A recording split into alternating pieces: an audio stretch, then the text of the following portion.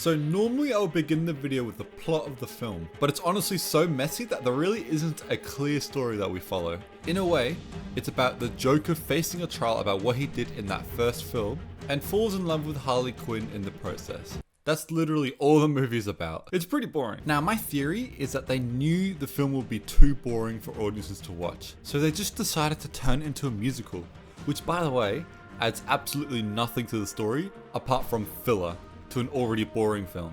I'm honestly so confused as to why this film was made, but you're telling me the studio not only agreed to a shitty script that doesn't have a clear story or message, not only did they give $200 million to make it, but they somehow convinced one of the best actors of the 2000s to agree to make a film that not only sucks, but also makes the first film worse. That first Joker film was excellent, one of the best character studies I've ever seen in any film, and despite his horrible acts, a lot of people still rooted for Arthur Fleck and almost justified his actions, which is some of my favourite dilemmas for characters.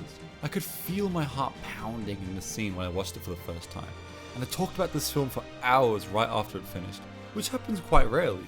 It's usually only for a couple of minutes. It is one of the best superhero movies since the release of Infinity War, behind Batman and both Spider-Verse movies. So naturally, my expectations of this film were very high once I heard the announcement, despite it being a musical, as I had an open mind. I'm not usually a fan of musicals, they're fun and all, but it's like action where I think it should only be on screen if it serves the story. A film like Tick Tick Boom uses its musical scenes very effectively to represent how the characters are feeling, whereas in this film it's used to bond Harley and Joker, which is a clever way of doing it as it works in Disney films. However, there are like 8 musicals and they never expand on that, which is so dumb because after about the third one I started to get really bored of them, because it just started to turn to filler. At least with pointless action you can turn your brain off and have a lot of fun whilst looking at cool visuals. Whereas for me personally, pointless musical scenes aren't as engaging at all. Whilst they were visually stunning to look at, most musical scenes felt very forced, so I was just bored, and I was thinking about how much better Transformers 1 is, which by the way is really good and I saw that same day. Despite how pointless the musical scenes are, my biggest issue with the film is the story. If you ask people what the point or message of the film would be, I have a feeling most people would say they have no idea. And I'm not gonna lie, I was part of that train, but after thinking about it for a long time, I think I finally get the message, which is that people who do bad shit often grow up without love. However, finding love later in life may change their perspective and lead them down a path of wanting to become a better person. It's like Thorfinn's plotline in season 2, except it's delivered in a way shittier way in this film. Plus, I genuinely think Joker is the last character that would ever regret his actions. They completely missed the mark. Another huge issue with the story is how inconsistent the pacing feels. Every time something mildly interesting happens, which by the way isn't very often, it is immediately interrupted by a musical that doesn't serve the story. But most of all, I hate how they handled the character of Joker. He is manipulated by Harley Quinn, making him seem really dumb. The only reason I didn't get up and leave is because I thought the Joker would have a really meaningful speech in that courtroom. But instead he ends up crying and regrets becoming the Joker, effectively undoing the events of the first film.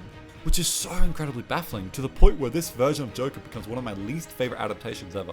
Right there with the Suicide Squad one. A sequel has to justify its existence, and I personally rate them a lot differently than the original films, as they influence their predecessors. For example, Pacific Rim 2 is one of my least favourite movies. Not because it's one of the worst movies ever made, but because it's significantly worse than the first film, and is the biggest reason as to why the franchise never really took off. Whereas on the other side of the spectrum, I rate season 4 of Attack on Titan very highly, as its outstanding plot twists not only make the season better, but also enhances the quality of the previous 3 seasons. Therefore it gets an even higher rating. However, sadly in this case, the original Joker movie becomes a lot worse due to the previous film being undone. Meaning I now rate this movie a lot harsher due to its negative impact on the first film. The only positives I have for this film is that the acting and visuals are very good, which isn't what I look for in a film, as the stories and characters is the most important part, which they fuck up completely. If this was a standalone film, I would have given it a 3.5 out of 10. But because it makes the first film so much worse, to the point where I genuinely wish this film never existed, I am giving this film a 2.5 out of 10. Go watch Transformers 1, you won't regret it.